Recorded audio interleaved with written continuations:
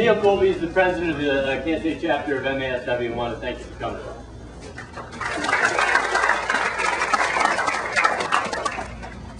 I think it's very important at a time like this that we understand where we are in history tonight here in Kansas City.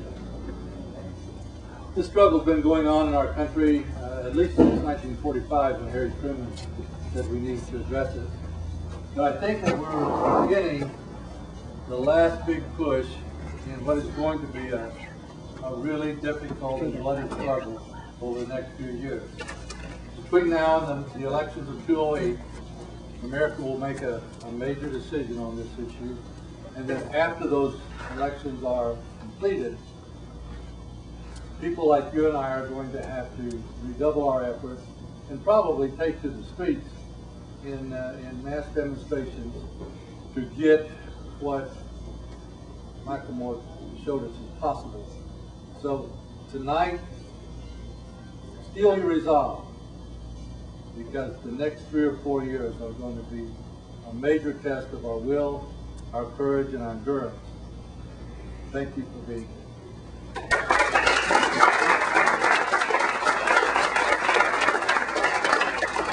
We have some special guests here tonight, and I'd ask them to come forward. You know who you are. It's 3 beautiful and strong women here in Kansas City. They are our special guests tonight. They are all fighting their own individual battles that have come together here tonight to inspire us, to tell us a little bit about what's going on with them. The first one is Julia Slavin. Julia is a mother of 1. She's in the nursing field. She's also battling cancer, and unfortunately had to battle Coventry Healthcare to get the care that she needed. And so she wanted, I asked her to talk for just a couple minutes and tell about her experience. Thank you.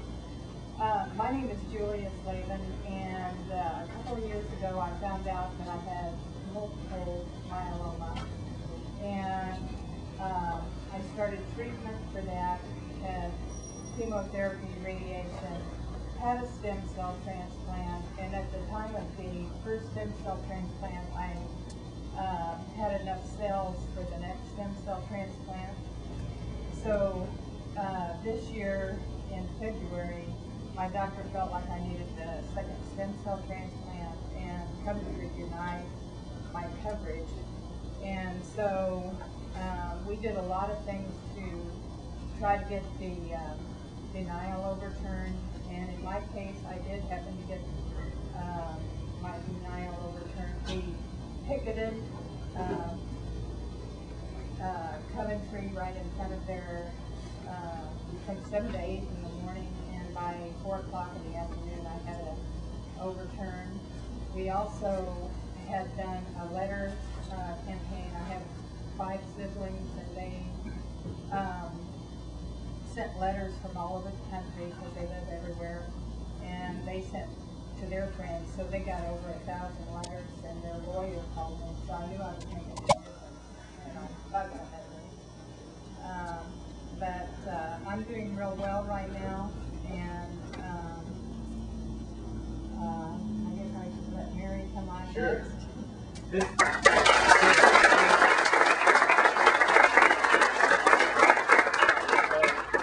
Julie had to go to the streets to get the health care that she had been expecting, because she was fully insured, and she was lucky enough to get that. Mary Casey, a mother of 3, a grandmother of 1, a teacher, is also battling cancer, and Coventry so far has denied her doctor's recommendation for the medicine that she needs, and so I wanted Mary to talk to you here. Thanks, Brian. I was diagnosed with a very rare cancer, a sinus cancer, 2.5 years ago, and I had surgery and radiation.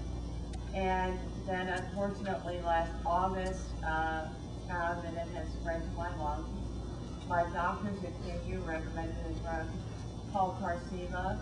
Coventry denied it because they said it was experimental. I was so angry, I wrote a letter to the Kansas City Star, In it, I said I did not want my obituary to read, "She lost her courageous battle with the insurance company." Also, a dad of a student at schools that I have been associated with, who's an attorney, came forward, and we are suing Coventry.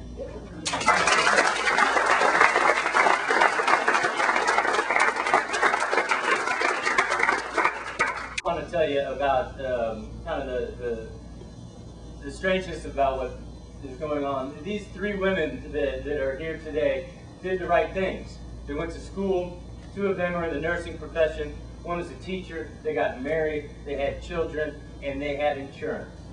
And when they needed insurance, they let them down. Yeah. And the other strange thing is, this is all of us. My mother happens to work at St. Teresa's Academy. Mary Casey and her have been friends for a long time, and she taught at St. Teresa's Academy. Julia Slavin's daughter goes to St. Teresa's Academy, and the next woman I'm going to introduce you to is a graduate of St. Teresa's Academy. So we're really talking about all of us that are experiencing this. The next person is needs no introduction. Her name is Julie Pierce. You just saw her story in the movie, and she's accompanied today by an extraordinarily impressive young man. His name is Tracy Jr., and I want to show everybody Tracy here.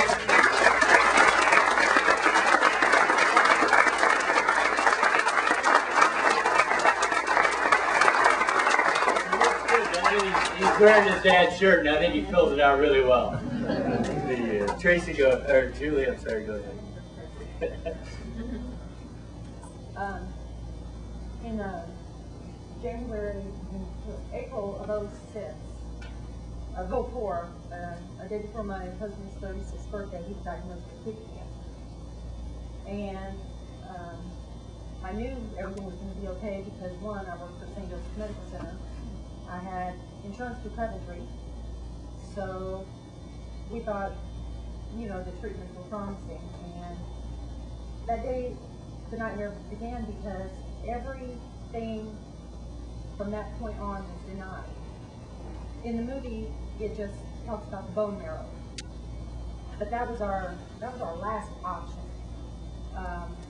That was our final everything. He was denied Tresiba, Celebrex, Avastin, the bone marrow 3 times. When he was laying at home in a coma, he was denied morphine. Oh. And if it wasn't for Kansas City Hospice coming in, I don't know what I would have done. And the day he died, I got the phone call that morphine was approved. And Jim Flink, Channel 9 News, started covering my husband's story. Actually, he's alive. And that was our means of trying to get help, was going through the media, you know, because during all that time you got it was Coventry. But then I found out that since we're employee funded insurance, that the final decision rested on my employer, a 5-member board. And so we went before this board with a 27-page appeal letter from the bone marrow doctor.